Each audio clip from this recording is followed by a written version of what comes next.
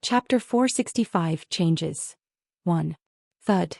Softly landing on the ground, Monica's hair gently fell over her shoulders. Opening her eyes, she lowered her head and glanced at her hand.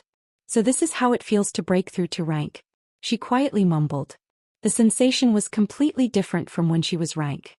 She couldn't quite explain it, however, if she had to put it into words. It felt as though her connection with the mana in the air had significantly improved.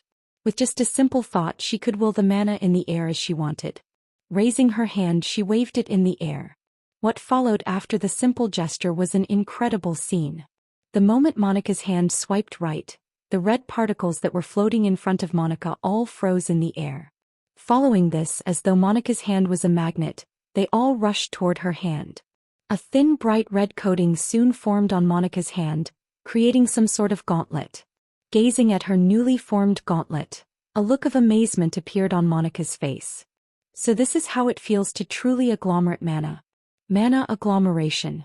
A technique that she was able to replicate when she was rank and was supposed to be something that only rankers could use. If before her technique was unrefined and still weak, it was now no longer that, as the mana expenditure had decreased drastically, and so did the power that was held within it. Clenching and unclenching her hands repeatedly, Monica looked towards the sky as her pupils started to shine with an orange glow. Arching her back, Monica clenched her fists as tightly as possible and punched towards the sky. At the exact moment she punched out, the space around her distorted and a massive orange beam shot towards the sky with unprecedented speed and power. Boom! A defeating explosion akin to that of the sound barrier breaking apart rang through the sky as circular pressurized wind gales began to expand out from the area Monica punched out, spreading throughout the sky like forever expanding rings. Not bad. Gazing at the sky, Monica muttered in a satisfied tone. Let's try adding a little bit more power. Still excited by her newfound power, Monica decided to test out her powers once again. Arching her body backward once again, the red particles floating in the air gathered around her at an even faster rate as the glow around her arm intensified considerably. As a result of this, the gauntlet in her arm thickened up. It didn't take long for Monica to gather enough mana to once again release another attack. However, just as she was once again about to punch out in the air, a voice rang from the distance. Monica, stop. Frowning, Monica looked toward where the voice came from, and there she saw Donna looking at her from the glass window of the building she was previously in. Donna? The moment she recognized Donna, her eyes returned to their normal color and the glow in her hand disappeared. What's wrong? Monica curiously asked as she looked at Donna. In response to her question, Donna looked toward the ground. Have a look for yourself. Following her line of sight, Monica's face froze. What? Air. Gazing at the sea of people that were staring at her from below, Monica finally realized just how much of a scene she had caused. I messed up. Pinching her nose in embarrassment, Monica took a step in the sky and reappeared in front of Donna. The moment she appeared in the room, she instantly apologized. Sorry. I'm not the one you should be apologizing to, Donna replied back as she let out a long sigh and proceeded to sit back down on a sofa. Once she sat down, her line of sight paused on an unfinished cup of wine that was resting on the table in front of her. Moving her body forward, Donna grabbed the cup and leaned back on the chair. Taking a sip of the wine and savoring the taste, Donna looked at Monica. Rank at the age of 32, you truly are a monster. It's not that. Monica shook her head once she heard Donna's compliment. Sitting down on the seat opposite of her, she looked at the crack in the sky. You've also felt it, didn't you? The fact that the mana in the air has suddenly become denser. Taking another sip of the wine, Donna nodded her head. I have. Smacking her lips together and putting the wine glass down, Donna's face turned solemn. I've already contacted the Union and Douglas about the situation. They've told me that they currently don't know anything about the crack and that they are still studying it. For now, they told us to stay put and conserve our strength in case something bad happened. That's a good idea. Monica nodded her head. Furrowing her brows, Donna decided to switch the topic. Those matters aside, now that you've reached rank, you probably won't be able to help me with the request I previously asked. You're right. Monica had an awkward look on her face when she replied. Scratching her neck, she looked at the crack in the sky and softly muttered. You can't really blame me for this though. With both index fingers touching each other, Monica pursed her lips. You know yourself that I really can't control the fact that a huge crack appeared in the sky and the mana density of the world suddenly increased. No, I know you're not at fault. Fully understanding Monica's situation, Donna did not blame her for the situation. Similarly glancing at the crack in the sky, she continued. This is a situation that none of us could have ever predicted. It's just a pity that you won't be able to help me.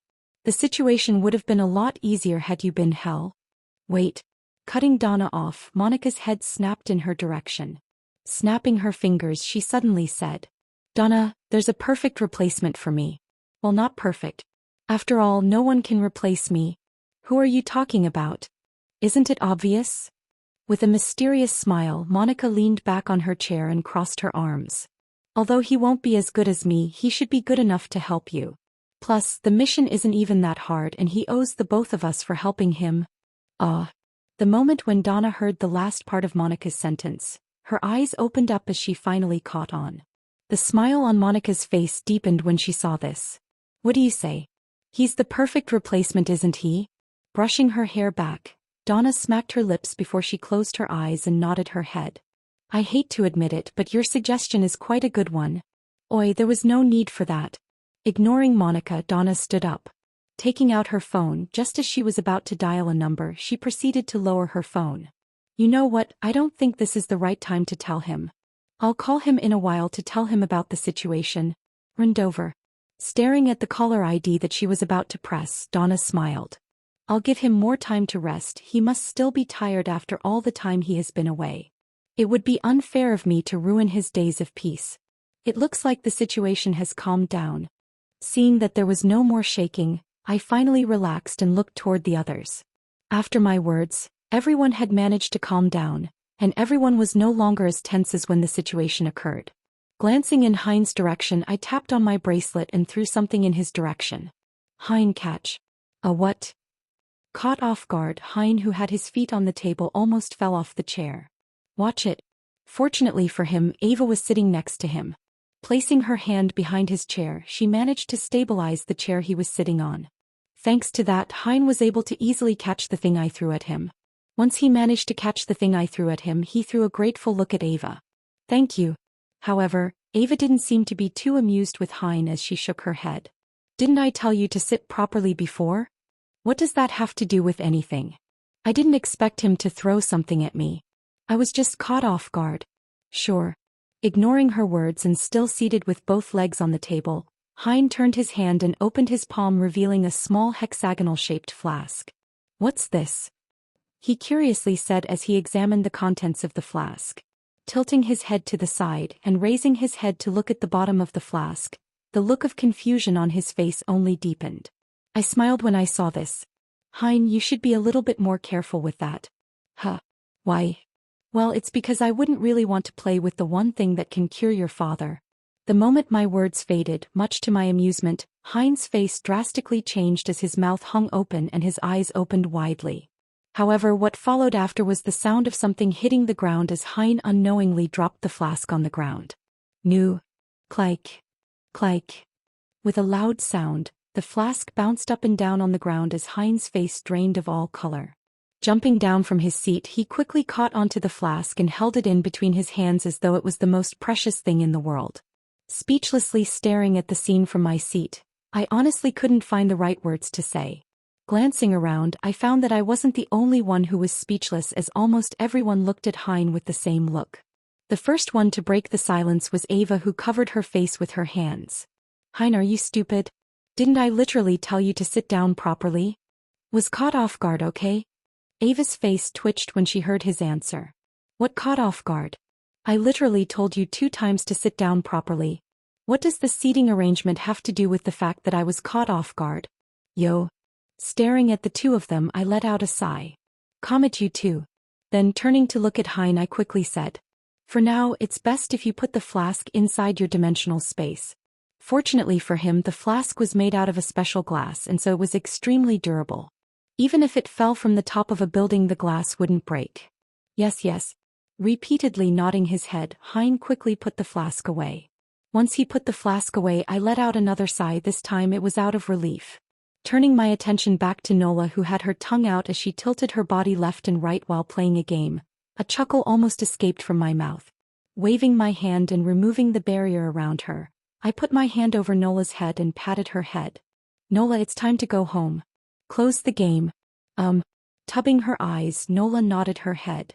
Putting the phone down, she extended her hands in my direction. Smiling, I first took my phone back before picking her up by the armpits. Once I picked her up, I looked at the others in the room. Alright, I think I already gave you guys the general overview of the situation. I will be leaving now. Turning around, I headed for the exit of the room. However, just as I was about to leave, I suddenly recalled something and my footsteps came to a halt. Right before I leave, I want you guys to keep something in mind. Unless it's an emergency, please don't contact me for the next week or so. How come? Small Snake curiously asked. Glancing toward the ceiling of the room, I pursed my lips and replied. I think I'm going on a holiday. Chapter 466 Changes. 2. A white-haired figure suddenly materialized inside a dark hall where 30 or so figures appeared. The surroundings fell silent, and all eyes fell on the white-haired man that materialized out of nowhere. The sound of heavy breathing could be heard throughout the surroundings, but the increased breathing wasn't out of tiredness, no, it was out of fear. A multitude of different emotions flashed on the faces of the people present. Respect, awe, jealousy, fear, and even more fear. Step. Step. Step. The white-haired man's footsteps echoed throughout the hall. It was the only sound that the people present could hear, perfectly synchronizing with the rhythm of their heartbeats. Sitting atop a flight of stairs by the end of the hall was a gigantic and obscure black throne. An eerie chill permeated throughout the hall as no one dared to speak a single word. They all looked towards the white-haired figure that was slowly walking towards the throne by the end of the room. Each step the white-haired figure took was slow and steady, however, to those present, each step carried an unprecedented amount of pressure as some couldn't help but secretly swallow a mouthful of saliva. Finally arriving at the throne, the white-haired figure slowly sat down on it. Propping his arm up with the aid of the armrest of the throne, the white-haired figure, better known as the Demon King, rested the side of his cheek on his hand, which was curled into a fist. Without looking at the people in the room, he slowly closed his eyes. The clouds covered the sky like a big black sheet, completely masking the light that was coming from the sun above the sky. Nothing could be seen except a darkness that seemed to go on forever. Boom.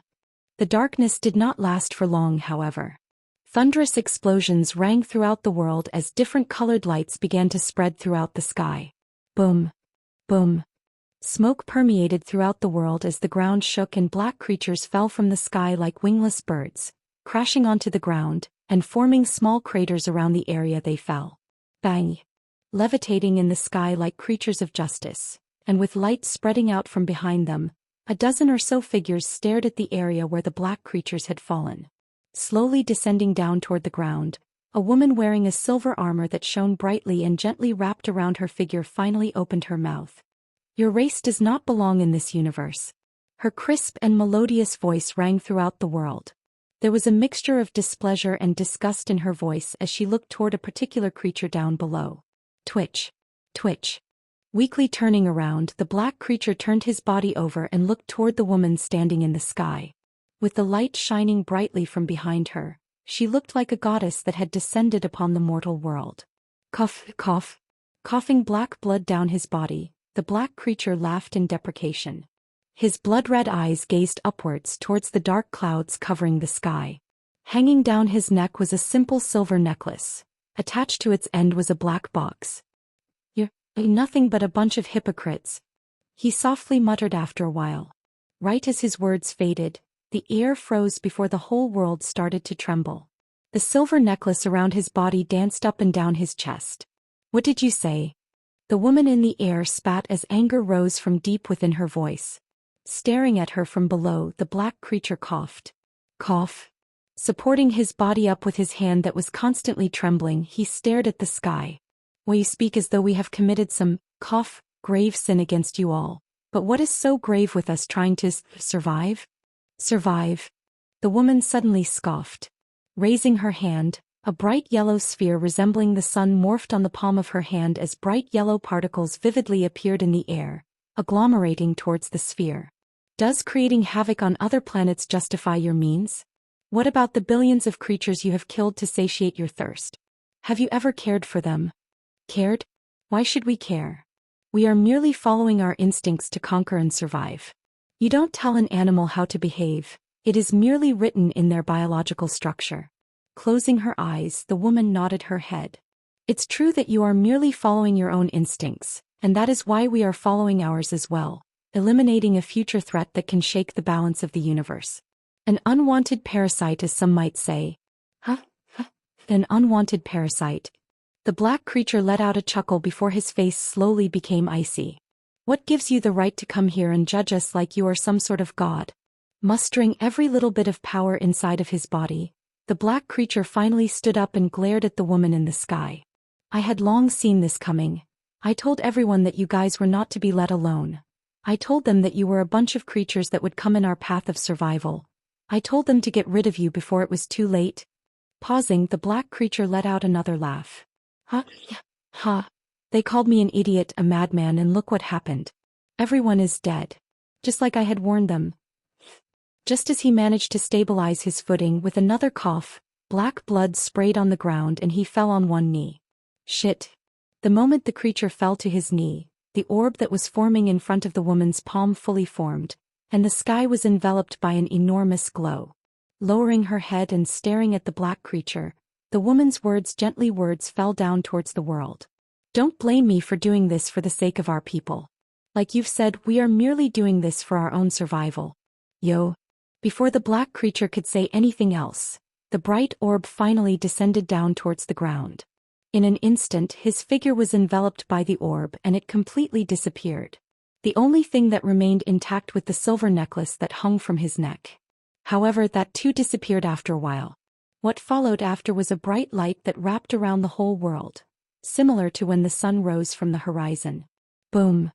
A terrifying explosion followed as the earth rose from the ground, sending massive chunks of rocks the size of a mountain flying everywhere, completely destroying everything in sight. Staring at the scene from above, the woman closed her eyes and turned to face the other creatures levitating in the air that were watching the scene with pure indifference on their faces. That was the last of them. What should we do now? The woman asked. Let's blow up the planet, one of the creatures suggested. Levitating in the air with an enormous armor warping around his bulky body, a nasal-like sound came out from the creature's mouth with each break he took. Ensure that no demon survives. We can't let those parasites continue to exist. Their existence is a threat to the universe. Extending his hand, a huge hammer materialized in the creature's hand. Without waiting for the other's confirmation, he raised his hammer in the air. Holding onto the hammer above his head for a couple of seconds and seeing that no one was stopping him, the creature let out a deep shout and swung the hammer down. Wararg. Dropping down to the ground at incredible speeds, the land cracked apart as the creature's feet landed on the ground. Following this, the hammer came into contact with the ground and the world froze over. What followed after was the complete destruction of the planet as the lands, mountains, and everything tore apart. Opening his eyes, the Demon King's bright red pupils shone brightly as the air inside of the hall chilled considerably. Recalling memories of the past, his cold face twisted slightly, and a horrifying pressure bore down on the hall. Gathered around him were the figureheads from the 7 clans. A look of horror and respect flashed across their faces as they sensed the terrifying pressure coming from the Demon King's body. It didn't take too long for the Demon King to recollect himself as he slowly raised his head.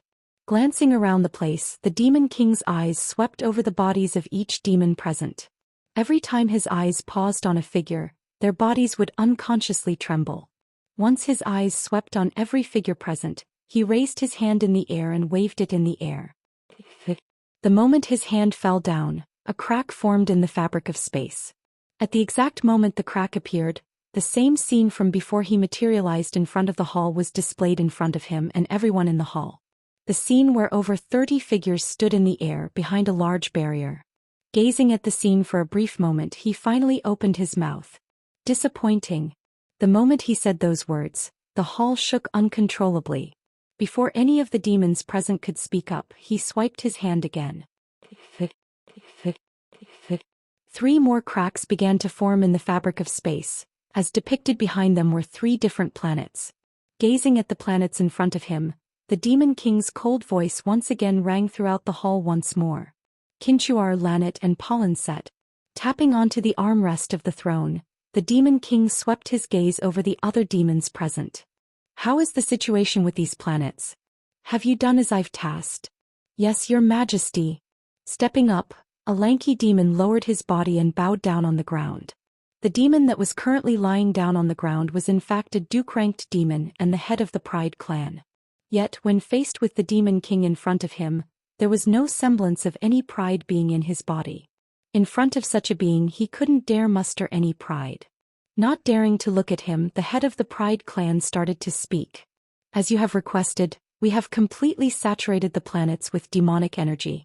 There are no more creatures living inside of those planets apart from our brethren. I see. Nodding his head, the Demon King turned his attention back toward the planets in the distance. Opening the palm of his hand and raising his arm toward the space cracks in front of him, the Demon King indifferently asked. The only people inside of the planets are our brethren? Why yes. Okay. The Demon King suddenly clenched his hand into a fist. Following this simple gesture, the planets that were being displayed behind the cracks suddenly trembled. Then, as though they were in sync with each other, the planets started to rapidly expand as cracks started to form on the outer layers of the planets, revealing the bright red inner layers. The expansion happened within an instant. Following the expansions, rocks began to shoot out throughout the space as a bright yellow cloud formed in the middle of the planet. That too was also expanding. No sound accompanied the explosion due to the lack of air in space. However, the image of the planets exploding with just a casual gesture of the Demon King's hand became deeply imprinted in the heads of the demons present. Opening the palm of his hand once again, the Demon King made a beckoning gesture. Following his gesture, 3 luminous white orbs began to shoot out from the center of the explosion, all headed in the Demon King's direction. Shum. Shum. Shum. Passing through the space fabric, 3 white orbs suddenly materialized in front of the Demon King. Passing through the cracks, they all stopped on top of the Demon King's palm. Glancing at the 3 orbs in front of him that resembled small white suns, the Demon King softly muttered. Planetary seeds. Following his words, he brought his palm towards his mouth and sucked the orbs into his mouth. The instant the orbs entered his mouth, the Demon King's head recoiled back as a hissing sound rose from his mouth. Rumble. Rumble. The halls of the room shook uncontrollably and all the demons present in the room fell to the ground in a prostrating manner, completely unable to move. The pressure did not persist for long as it disappeared as fast as it came. Opening his eyes and staring towards the ceiling of the hall, turbid air began to escape from the Demon King's mouth. Ha! Chapter 467 Concert 1. Clike. Closing the door behind me and entering the apartment, I was greeted by my mother's cheerful voice. Welcome back, you two. We're back. Lowering my body, Nola hopped down on the ground. In her mouth was a small lollipop. Mama. Like the traitor that she was, she immediately ran in our mother's direction. Oh, my sweet Nola. Grabbing her from the armpits, my mother picked Nola up from the ground and cuddled with her. Rubbing her cheek against Nola's, I could hear Nola's heartful giggle come from the distance. Are you jealous, Ren? My mother teasingly asked. Jealous? I shook my head and scoffed. I'm not jealous. The edges of my mom's lips curled upwards. Ah, that's cute. Putting Nola down, she proceeded to extend her hands in my direction. Come here, Mama will also give you attention. I'm good. Taking off my shoes and ignoring my mother, I proceeded to head for the living room. Although I had my back turned on my mother, I could practically hear the sound of her heart shattering as I left. This was a necessary evil, however. The number of hugs and kisses that she had given me the past few days were enough to make me want to once again leave the human domain. Huh. Upon stepping into the living room, I was surprised to find a familiar figure sitting down. Tilting my head, I spoke. What are you doing here? Tapping onto the screen of the tablet in her hand, Natasha casually glanced in my direction. Oh, you're back. You didn't answer my question. Sitting down on the opposite end of the sofa, I looked at Natasha with a skeptical look on my face. Once again she ignored me. The technology has advanced so much in the 15 years that I was asleep. A look of frustration appeared on Natasha's face as she repeatedly tapped on the tablet in her hands. Looks like she is too busy trying to figure things out then to answer my question. After observing her for the last minute, I could more or less guess what was happening. Ever since coming back from Isanor, Amanda had given her mother the room next to ours. Since my mother was now no longer as busy with guild matters and Natasha had nothing else to do, they had both grown closer together. Hence why she was here. Freshly baked cookies coming up. Entering the room holding onto a tray of freshly baked cookies was my mother. The moment she entered the room, a sweet buttery scent permeated the room. Catching a whiff of the scent, Natasha turned to look at my mother and pointed at the tablet. "Samantha, help me out over here. How do you turn on the holographic function?" "Oh dear." Putting the tray down on the table, my mother proceeded to sit down next to her. Following her from behind was Nola, who sat down on her lap. Leaning closer to Natasha, she began to explain. "If you want to turn on the holographic function, you need to press this button over here. This one." Smack. A low smacking sound resounded across the room. Pointing her finger at Nola's hand, which was reaching for the cookie, my mother scolded. "No, Nola, you already had a lollipop, no more sweets for you." But, taking her hand back, tears started to gather by the side of Nola's eyes. However, Nola's tricks were futile in front of my mother. Her protests only served at making her voice sterner. "No means no." "Hua." Before Nola could protest, a startled shout suddenly rang through the air as holographic images sprung in the air. The one responsible for this, Natasha, jumped back in shock, almost dropping the tablet in the process. Fortunately for her, my mother was quick to react. Extending her hand, she caught the falling tablet. "Careful now." She then proceeded to hand it back to Natasha. "You should have seen this coming." "Thank you." With a quick thank you, Natasha took the tablet back. Turning her head, she tried to hide her embarrassment. Smack. Once again, a low smacking sound resounded across the room as my mother raised her voice. "Nola." Once again caught in the act, tears finally started to stream down Nola's cheek as she turned to look at me. "Hua, brother." "Ren, stay put." Opening my mouth, I quickly shut it back as I suddenly felt my mother's glare. Biting my lips, I turned my head to look away from Nola. "Sorry, Nola. This is not someone I can defeat." The only thing I could do at the moment was secretly apologize inside of my mind. "Hayes, Ren, you spoil your sister too much." My mother's frustrated voice rang throughout the room. Hearing her words, I shook my head. "No, not so much." "Oh really?" "Yes." Nodding my head, I gazed at her from the corner of my eyes. The spoiling only went as far as buying her candies. I never went overboard. "Heh." My mother scoffed. "Ren, don't think for a second that I'm a fool." Lowering her head, she pointed at the hairpin on Nola's head. "I know just how much money you've spent on the hairpin on Nola's head." Hearing her words, my face cringed and I turned to look at Nola. The moment I did, I finally caught sight of Nola, who was sitting on her lap with her hands and head hung low. The look on her face reminded me of someone who had lost everything. Their family, their friends, their homes, and everything that they held dear in their hearts. She looked like a husk of her former self. What a drama queen, I thought. Feigning ignorance to it, I tried to defend myself. That so-called hairpin is an automated artifact that will activate whenever Nola is in danger.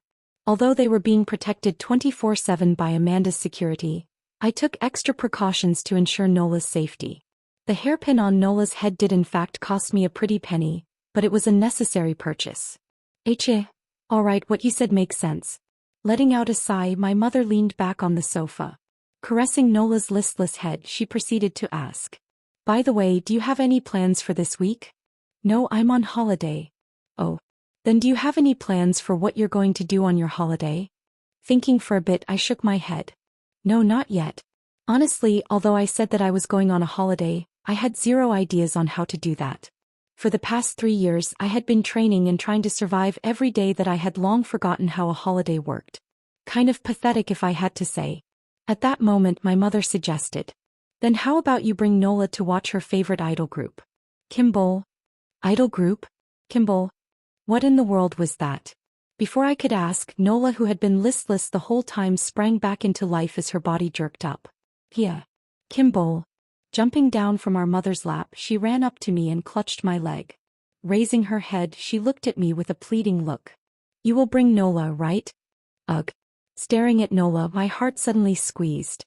Raising my head, I looked at my mother. "Do you have any videos of this group?" Of course I do. Taking out her phone and pressing onto the screen, my mother quickly loaded up a video of the idol group my sister loved. Have a look. Pressing onto the screen of the phone, I saw 5 really beautiful girls dancing to the rhythm of a catchy song. Staring at it for the next few seconds, I was left impressed by the girls' coordination and the song. I could understand why Nola was so interested in it. As I was watching, my mother started to speak. They're currently the most popular idol group out there and are quite the hot commodity around here. Going to be hard to find tickets, however. I don't think you will have a problem getting them if you pay a little extra. I nodded at her words. Money did speak more clearly than words. I don't can. Just as I was about to push back the phone, my hand suddenly froze. That was because I suddenly saw Nola dancing to the rhythm of the music by the side of the table. Lowering my head and staring at the video, I raced it again to see Nola matching the movements of the girls dancing in the video. We're going. At that moment, Natasha suddenly suggested. Amanda? I tilted my head. That was quite the random suggestion. But isn't she busy with guild-related stuff? It's exactly because of that I am suggesting this. Putting the tablet in her hand down, Natasha let out a tired sigh. Ever since coming back here, I rarely see my own daughter. All she does is work from morning till night. Just like you, she needs a break. Pausing, she looked at Nola. And while we're at it, I don't think Nola would mind, right Nola? Nola shook her head. No, Nola doesn't mind. Well, there you have it. With a satisfied smile on her face, Natasha turned to look at me. Since Nola agreed, you won't have a problem with it, right? Lowering my head and staring at Nola, I nodded my head. Yeah. Handing the phone back to my mother, I quickly came to decision. Mother, you can count on me. I'm 100% going there. Even though I wasn't a big fan of idol groups, Nola's actions were enough to convince me to go. Will you really? I nodded. Taking out my phone, I proceeded to look at the prices for the show, and honestly, although they were quite expensive, they weren't something that could hurt my pockets. Hear that, Nola? Brother will bring you to watch the concert. As she had been busy dancing to the music, Nola was only able to hear the news now. The moment she heard those words, her face instantly brightened. Wah!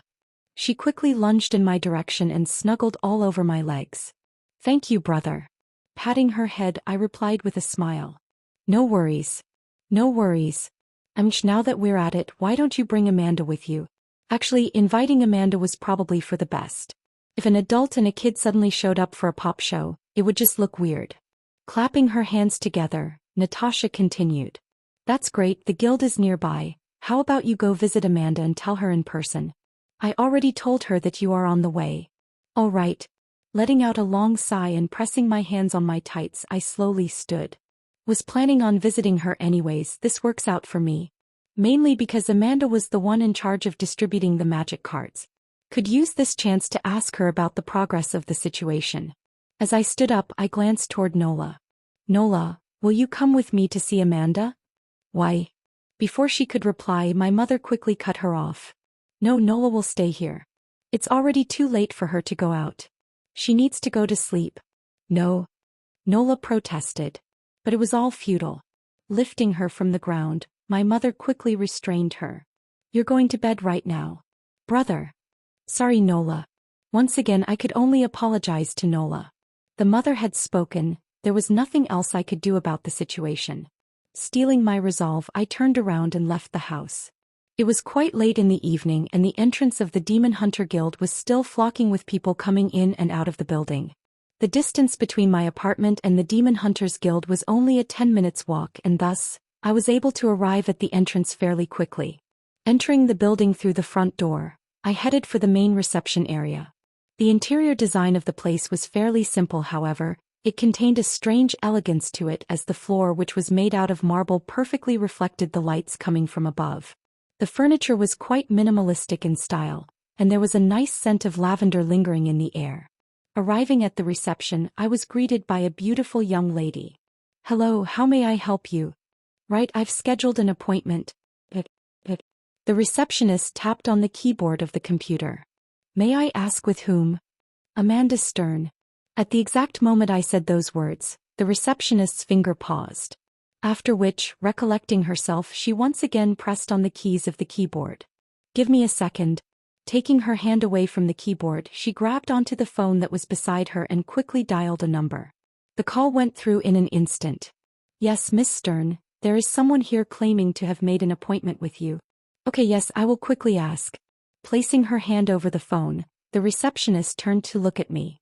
Sir, may I know your name? Casually glancing at the receptionist, a thought struck me as the edges of my lips curled upwards. I teasingly said, "Tell her that I'm the most handsome guy she knows." Caught off guard by my sudden response, the receptionist froze on the spot. I nudged her with my head. "Don't worry, you won't get in trouble. Just tell her that." Okay. With a forced smile on her face, the receptionist took her hand away from the phone and did as I told her. I could read her thoughts from where I was standing. The reason she complied was because she was afraid of me being a big shot that she couldn't offend. "He claims to be the most handsome man you have ever seen." Relaying the message, her voice trembled from time to time. Just as she finished her sentence, the secretary's face squinted. Clearly, she was scared of Amanda's answer. However, contrary to her expectations, she didn't get scolded as she turned to look at me with an astonished look. Yes, okay, I will immediately bring him up." Following this, she hung up the phone and looked at me with a look of shock. It took her a bit to recollect herself, and when she did, she bowed her head. "Miss Stern is waiting for you, Mr. Han Yufei." Chapter 468 Concert 2. This is a godsend opportunity for us. With the mana density of the world rapidly increasing, our recruits will experience a faster rate of growth. Increasing the budget for rookie recruits should be our #1 priority. I disagree. I think we should approach this situation carefully. We still don't know anything about this phenomenon. In fact, I'm more worried about the dungeon overloads. If before there were no overloads due to the thin mana in the atmosphere, what about now that the density has increased? Our current priority is investing in the defensive budget. I agree with this suggestion. If a dungeon overload truly happened and the monsters don't die instantly, the consequences will be too much for us to handle. It's already bad enough that the guild leader isn't here. If something like this happened, excuse my words, we're fucked. No, you're wrong. This conservative thinking is wrong. We need to grasp the opportunity now. Train the youngsters for the future. We can use them to handle the dungeon overloads. It's a win-win situation. You guys are being too narrow-minded. Sigh. Listening to the conversations happening in front of her, Amanda let out a long sigh. Leaning back on her black chair as she gazed at the holographic projection in front of her. At the moment, the elders of the guild were discussing the measures the guild should take in response to the sudden increase in mana density. This discussion had been taking place ever since the morning, and since then there had been zero progress. Whenever an elder presented an approach, another one would quickly interject and an argument would start. This had persisted throughout the whole morning and had now become an endless cycle that tired Amanda to no end. Really tired. That being said, although she was only present out of formality, she did express her input from time to time, but the elders were simply too stubborn with their opinions. They wouldn't listen to each other, let alone her. That doesn't work. The time it will take to train those recruits will be 2 to 3 years. Can you guarantee that nothing will happen then? Neither option is good. We should currently be focusing our strength on the production of magic cards. Once that hits, all those problems will no longer be a problem. Letting out another sigh, Amanda raised her head and stared at the ceiling. "I want to go home," she muttered inside of her mind. Clank. Out of nowhere, the door suddenly burst open and an enraged Ren entered the room. "This is bullshit, Amanda." Already expecting such a scene, pressing a blue button next to her, Amanda turned off the speaker of the call. Lowering her head, she asked, "What's wrong?" Actually, she was merely pretending at the moment. She knew exactly why he was angry. "What do you mean, what's wrong?" Grabbing the guest chair and pulling it back, Ren exaggeratively sat down. Leaning forward and pressing his finger on the table, he angrily spat. "Mr. Han Yufei? Han Yufei? You came here for him too?" Ren's finger paused. "Came for him too?" Amanda nodded her head with a stoic look. "My secretary informed me not too long ago that he's coming. Should be here at any minute now." "Bullshit." Standing up, Ren angrily smacked his hand on the table. Pointing at himself, he spat. "That was me." A frown emerged on Amanda's face. "Why would you be Han Yufei?" Ren's mouth twitched. Taking a deep breath to calm himself down, he sat back down on the chair. After he managed to calm down, he managed to say, "Not once did I ever introduce myself as Han Yufei. How odd." Tapping on the table, a thoughtful look appeared on Amanda's face. Could there have been a small misunderstanding? She did say the most handsome guy that I had ever seen, and that's Han Yufei. I thought that I made that clear to you back in S81. The moment she said those words, Amanda watched as Ren's hands clench into fists. Ho ho ho. His fake laugh rang throughout the room. Raising her head and staring at his angered figure, the edges of Amanda's lips threatened to curl up. Cute, she thought. Amanda always found Ren's childish side cute. Most of the time he tended to act mature, but he always had a childish side in him. One that she would see from time to time. No matter how much he tried to hide it, he couldn't. Most notably was his petty side. If there was one thing that Amanda noticed after having interacted with Ren long enough, was that he was extremely petty. That, and the fact that he was extremely insecure about his charm. Oi, are you listening to me? Snapping out of her thoughts, Amanda saw as Ren snapped his fingers in front of her face. Finally getting her attention, a displeased look flashed across his face as he leaned back on his chair. You weren't paying attention at all. Sorry. Amanda quickly apologized. Brushing her hair by her ear, she asked, "What were you saying? Can you repeat it for me?" Fine. Letting out a long and exaggerated sigh, Ren once again started to speak. As I was saying, my charm is currently rank. That is planet top. Unable to keep her composure anymore, Amanda suddenly bursts out laughing. Haha. Holding onto her stomach, she burst out laughing like never before. Like morning bells, her laughter rang throughout the whole room. As she laughed, she couldn't help but find all of her stress vanish out of thin air as her line of sight fell onto Ren. Truly, only with him could she ever laugh like this. Oi, what's so funny? Ren angrily spat through his clenched teeth. Something funny about what I said? Covering her mouth with her hand, Amanda shook her head. And, no, not hing funny. Her voice trembled slightly. Clearly, she was having a hard time trying to hold her laugh in check. Whatever. Ren said as he glared at Red at Amanda. Crossing his arms and leaning back on the chair, he changed the topic. Jokes aside, I came here for two things. Returning to his usual expression, he raised two of his fingers. 1. I'm here to get some information regarding the magic card situation. I want to know if you have any problems. Lowering one of his fingers, he added. 2. I want to ask you if you're free anytime soon. I'm going to bring Nola to watch. Scratching the side of his head, Ren frowned. What was it called again? Caramel?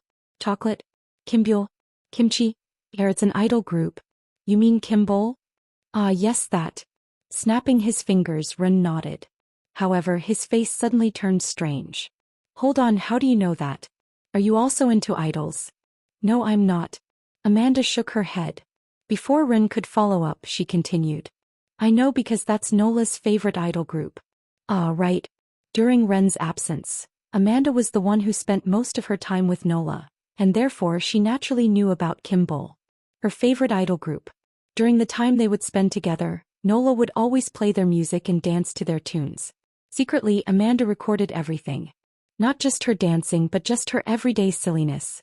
Whenever she felt tired or down, she would quickly replay the videos to herself. The videos of Nola reminded her of the childhood she never had, and seeing that she was able to bring a smile to Nola made Amanda feel warm. It would always bring a smile to her face. She didn't want Nola to experience what she went through in the past. Do you want to come with me and Nola one of these days? Ren suddenly suggested. Lowering his head and pointing at the files of papers on her desk, Ren added. It looks like you're also in need of a holiday.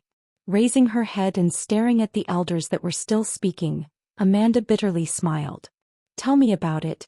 Ever since returning from S81, she had not once taken a holiday nor a weekend off. Although the videos of Nola dancing had helped her cope with the stress, they were nearly not enough. Amanda did not answer immediately. Leaning back on her chair, she looked toward the ceiling of the room and thought. Maybe I should also take a break. Honestly, if she asked, Amanda didn't doubt that the elders would give her a couple of days off. Especially since she had barely taken any ever since joining. In fact, some of them would probably encourage her to do it. Lowering her head and staring at Ren, Amanda smiled. The thought of going with him and Nola made her strangely happy. Okay. Really? Hearing her response, Ren's eyes lit up as he stood up. Seeing how excited he was, Amanda couldn't help but once again think. Cute. Those thoughts did not last for long, however, as Ren's next words caused the smile on her face to freeze. I'll quickly call Kevin and tell him about the concert. He also deserves a nice rest. Oh, I should probably call Jean, Emma, and Melissa too. Just as he was about to call him, he paused and mumbled something underneath his breath. No, this won't do. I need to find a way to screw all of them over somehow. What if I tell them it's something important and make them suddenly show up at an idol concert without knowing? Ren chuckled. Hee, bet they will never see that one coming. Ah. Listening to his words, Amanda let out a strange sound. She then proceeded to lower her head. She should have seen it coming. Of course, it wasn't just going to be the two of them and Nola. Alright, I've messaged everyone. After a while, lowering his phone, Ren nodded his head with a satisfied look on his face. They will definitely be very surprised. Speechlessly staring at Ren from her seat, Amanda didn't know what to say. Turning her head to look away from Ren, she softly mumbled. Idiot. Rochefield household. It had taken a while for Oliver to clean up the mess that his cousin had created in the house. However, with him now gone, he was able to get it back on track within a couple of weeks. Finally all of the complicated stuff is out of the way. Moving a file of papers by the side of his desk, Oliver tiredly sighed. Taking out another set of papers, he pinched the middle of his brows. Request to use invest in the crypto coin? An investment of 80 million U? Reading through the papers, Oliver frowned. Then after a while he dismissed the paper. Dismissed, the risk is too high and we're low on funds.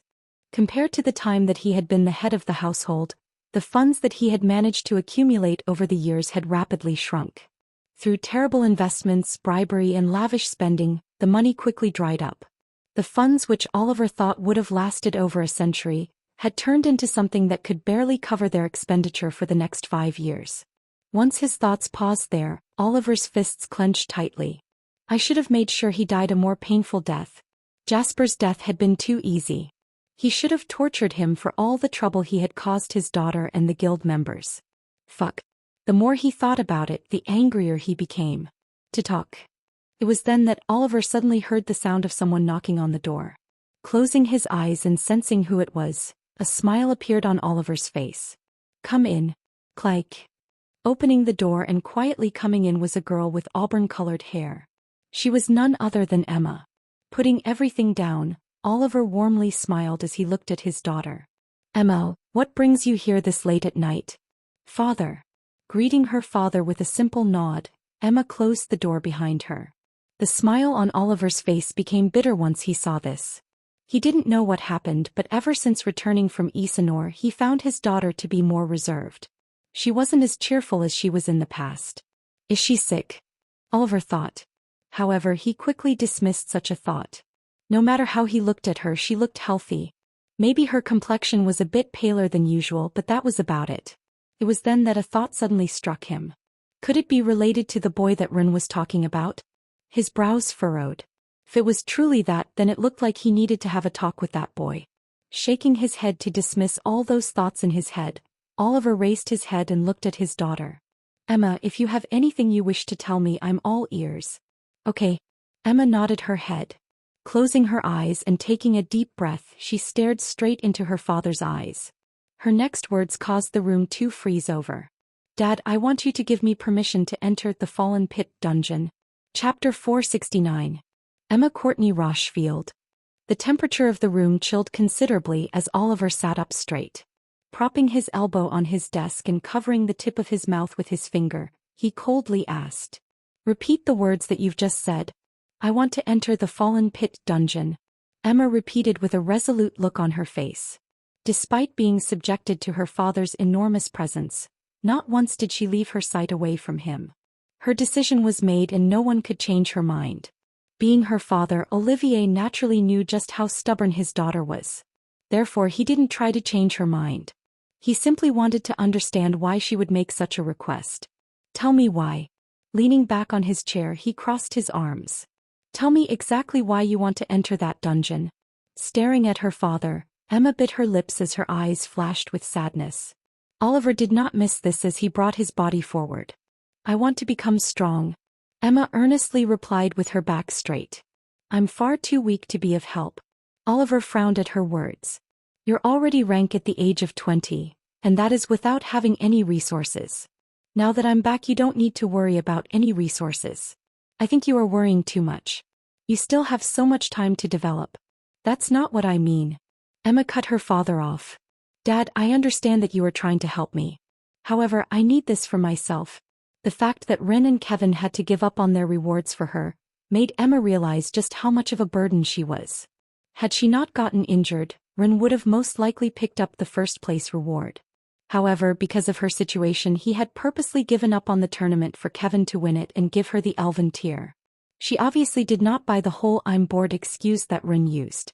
Even if he was bored, why would he give up on such clear rewards?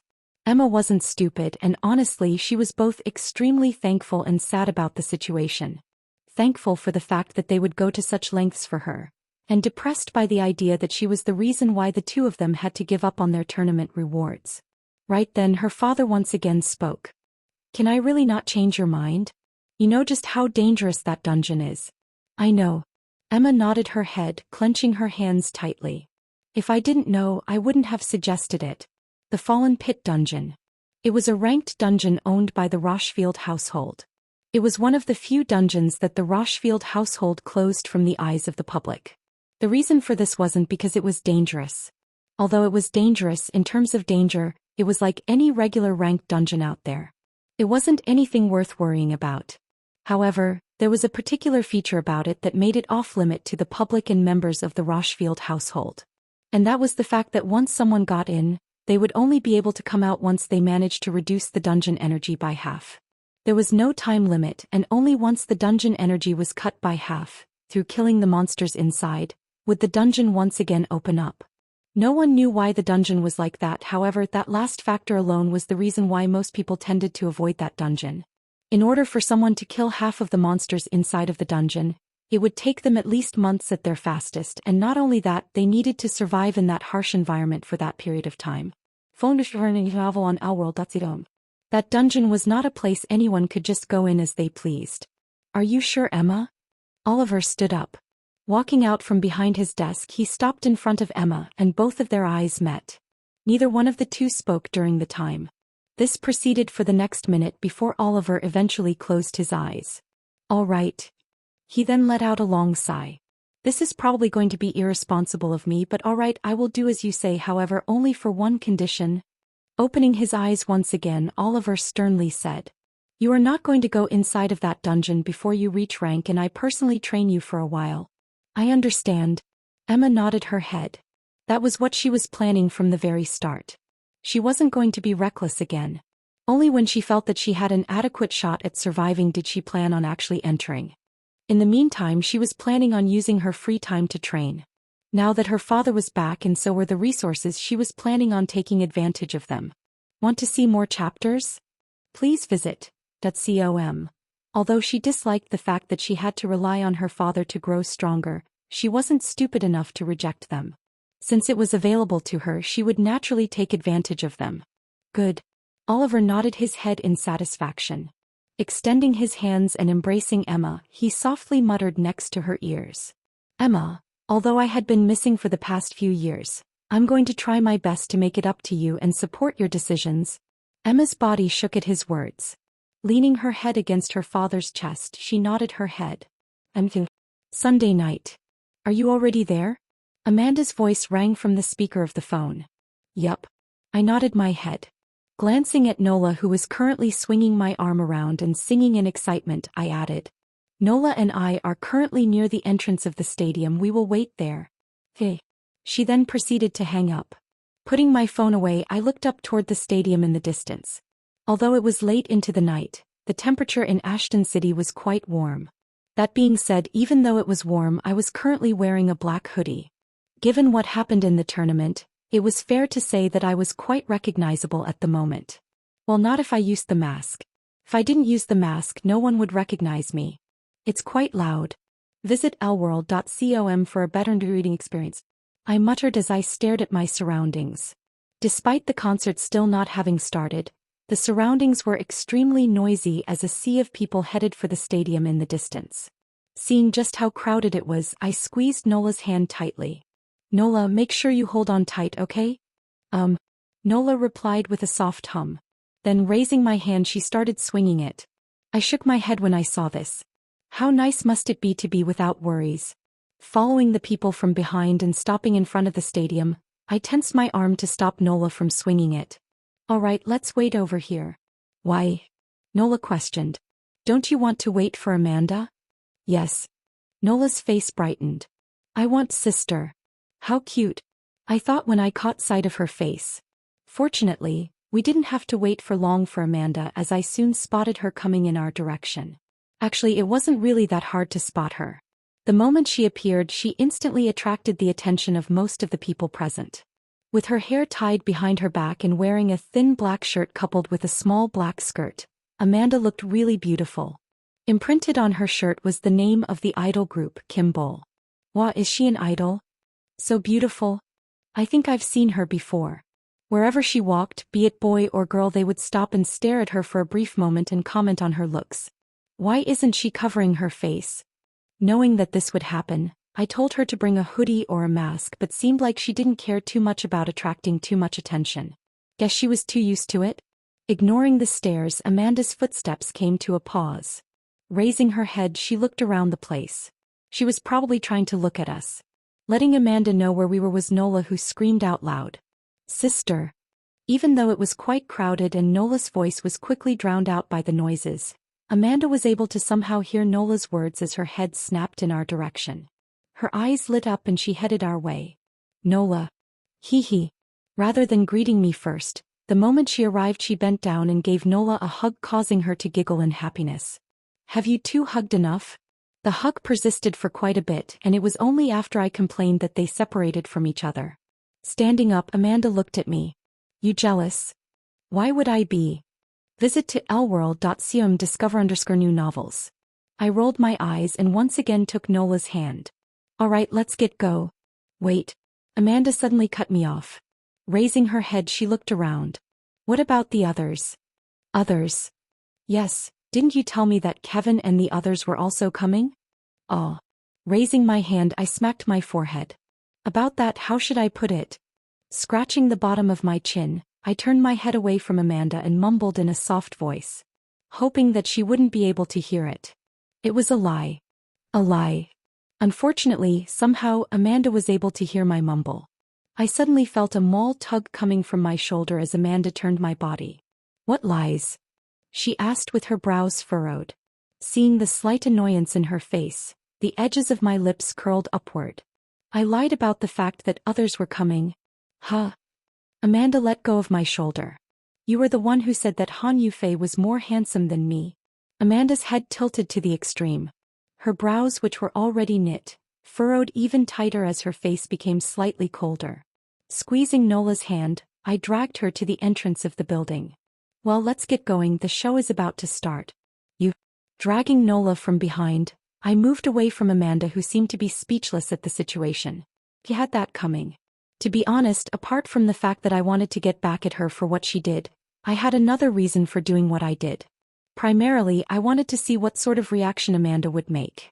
Ever since what happened back in Isanor, Amanda had become a lot more attentive to me, and although I wasn't the brightest when it came to the romance department, the idea that Amanda could possibly like me sprung inside of my mind. Of course, this was only a far-fetched assumption. After all, she could have just been grateful for what I did. Still, I wanted to test if she actually liked me or not, and thus lied to her about the others coming. And although brief, I did see Amanda look at me with annoyance back then. Did that prove to me that she liked me? I still wasn't 100% sure, but I now knew for sure that it could be a very real possibility. "Tickets, please." Handing the tickets for the concert to the guard waiting at the entrance, I looked back.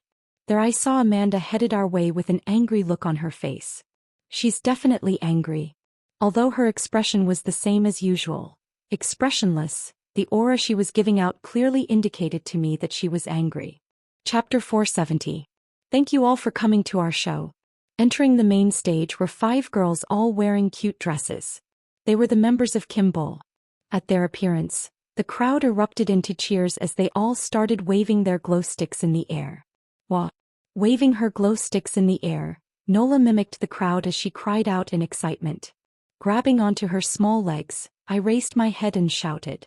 The way she was moving made it hard for me to keep a hold of her. Nola, be careful. Wah! But it didn't seem as though she could hear me as she continued to shout alongside the crowd.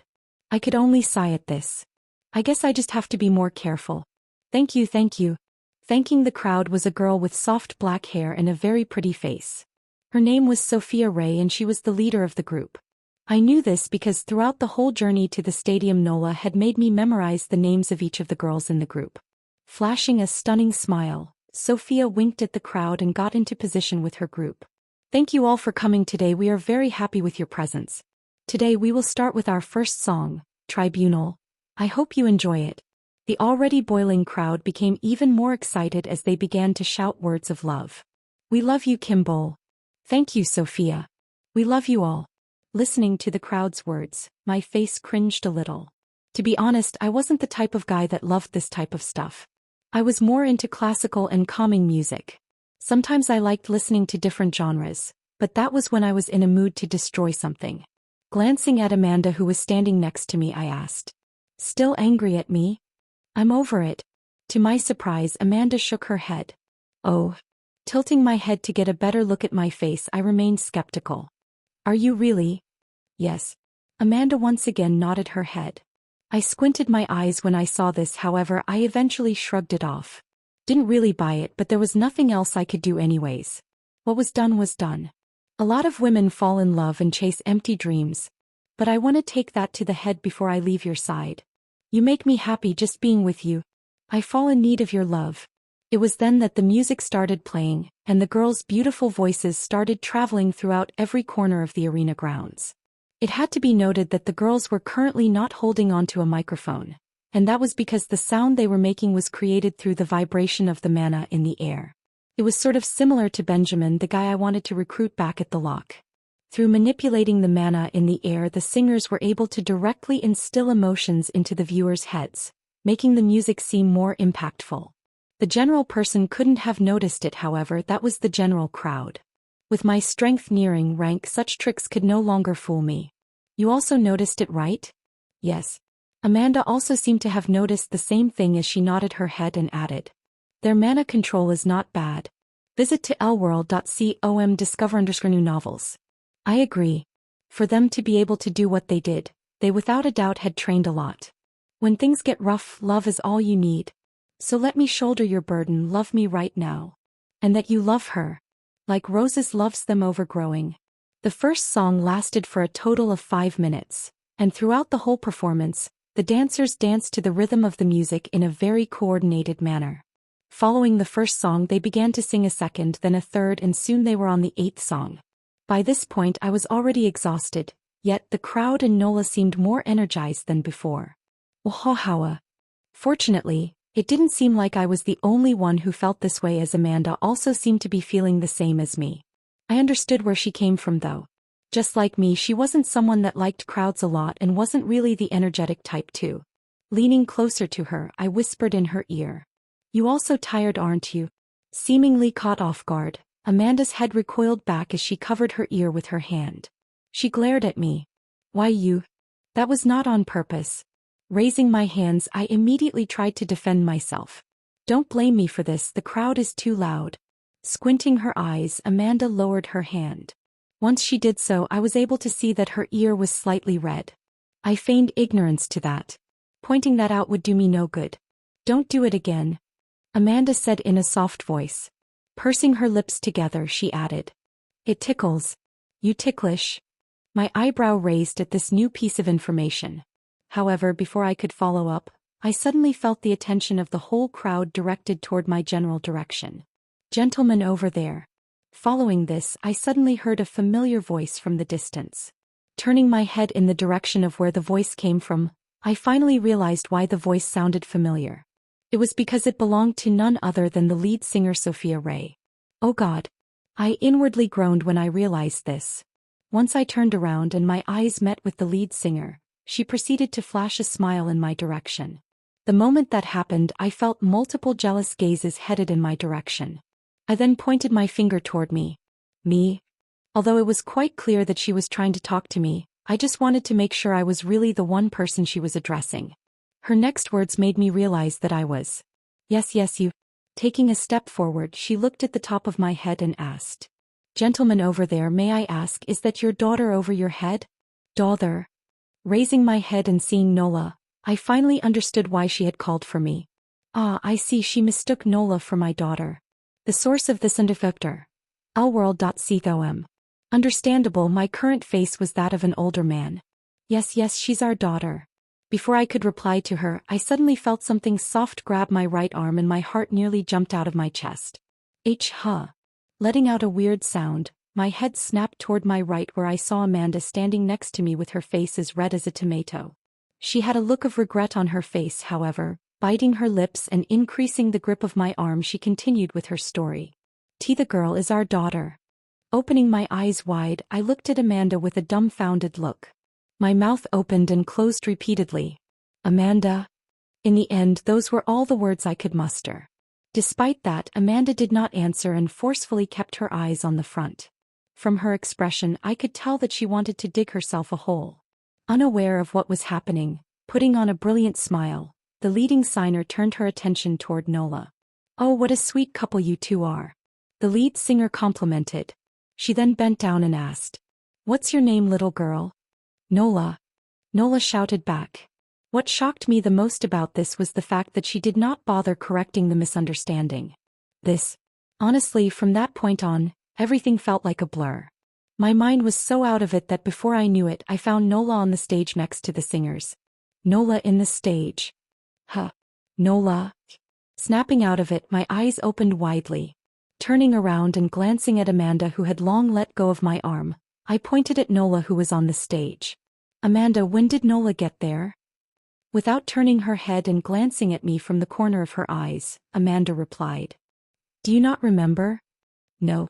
I shook my head before I lowered my head and asked. Whose fault do you think that is?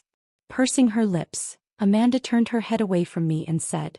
Everything should be fine. They only asked for her to dance on the stage. They do it every show. Massaging my forehead, I let out a sigh. Wasn't this supposed to be a holiday? Why do I feel more mentally tired than back when I was inside of the monolith? Really? Just as I was about to come to terms with the situation, I suddenly caught sight of a familiar figure in the distance. Once my eyes paused on the figure, my head recoiled back as my face turned strange. What in the world is he doing here? What's wrong? Seemingly sensing my shift in mood, Amanda asked. Glancing at her, I softly muttered. Want to see more chapters?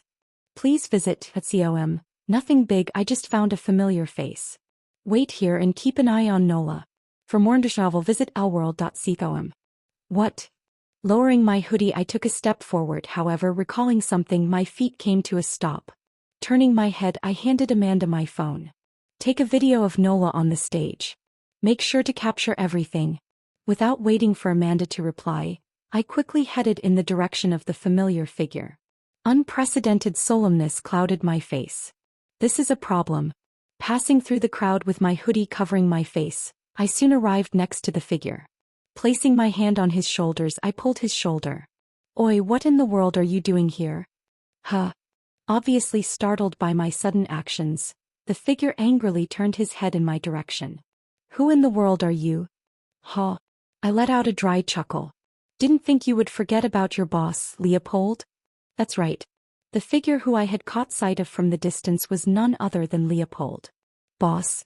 A sudden look of realization flashed across Leopold's face the moment I said those words as his face mellowed out. Then turning his head, he avoided my line of sight as he dryly laughed. What are you doing here? That's what I wanted to ask. I never took you for someone who was a fanatic for idol groups. Out of all the people that I knew, he was the last person that I would have guessed. Letting out a long sigh, I patted him on the shoulder. Before anything else, I just wanted to say that I'm not angry, just confused by the fact that you are into idol groups. Everyone had their hobbies, I wasn't one to judge. Was just weirded out by the idea of someone like Leopold being into idol groups. Just didn't fit his image. Actually, Scratching the side of his neck, Leopold had an awkward look on his face. I'm actually here for my daughter. Daughter. Freezing on the spot, I had a sudden look of understanding. Right, I forgot you had a daughter. Prior to recruiting him, I had looked through his profile and did in fact remember that he had a daughter. Because Leopold never really talked about his past, I nearly forgot about it. Now everything made more sense. She was quite old if I remembered corrected. Looking around the place, I curiously asked, "Where is your daughter?" "Over there." Raising his hand, Leopold pointed toward the distance. "Where?" Curious, I followed the direction of where he was pointing at. Huh. Blinking my eyes a couple of times, I looked at Leopold with an incredulous look on my face. I'm not seeing wrongly, am I? You're not. Leopold shook his head. Turning his head to look at me, he said, "That's my daughter right there. She even has the same surname as me. Ray." My jaw dropped.